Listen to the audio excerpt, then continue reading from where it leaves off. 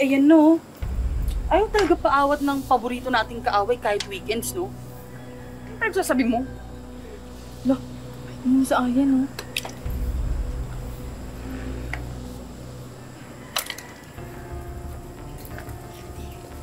Ang sarap daw dun kape, sabi ng mama. Talaga?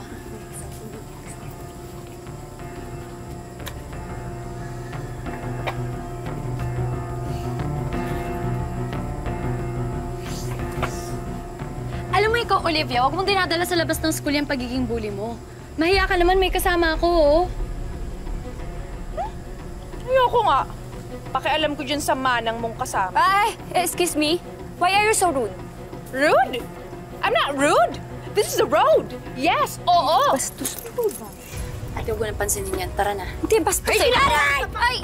Ay! Ikaw! Ayaw! Ay! Sobra ka na! I'm tigil, ha? Ayan!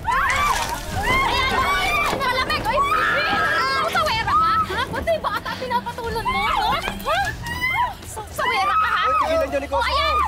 Sausawan para sa epal na katulad mo! Sa susunod talaga! Sa susunod!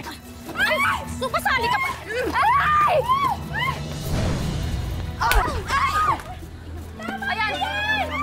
Ayan! Ayan! Suka para sa aswang! Kasing-asing mo pa! Ano? Kayo? Pipekto sa kita. Gigigil ako sa inyo eh! Ay! Matuto kayong gumala sa nakakanda sa inyo ha! Tama na ate! Tama na ate! Kumama sa barangay! Lahat kayo, doon sa barangay! Naging magaan agad ang loob ni Ayen kay Clarice na para bang sila'y magkapatid. Ngayon, may tagapagtanggol na rin si Ayen laban sa mga bully. Si Clarice na nga ba ay isang anghel mula sa langit o isang masamang elementong nagbabalat kayo? Kailangan natin gamutin yung sugat mo, ate. Baka magka-peklat ka pa. Naku, wag na. Konting galos lang to. Mawawala rin yan. Ate, I insist. Kundi rin naman dahil sa akin. Ay, sorry. Sakit pala. Kundi dahil sa akin, hindi ka mapapabarangay.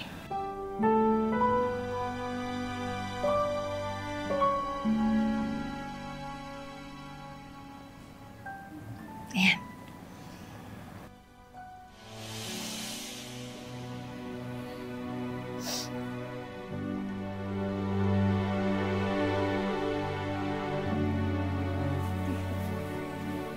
Para saan yun? Hayaan mo na ako, ate. Sabik din kasi ako sa kapatid eh. Tsaka wala rin akong kaibigan sa school kasi transferi lang ako. Tsaka napagtutulungan ako ng mga tropa ni Valerie. Kaya sabik ako sa kaibigan tsaka sa ate. Huwag kang mag-alala, Ayen. Andito lang ako, hindi ka nag-iisa. Okay? I can be your ate and your friend.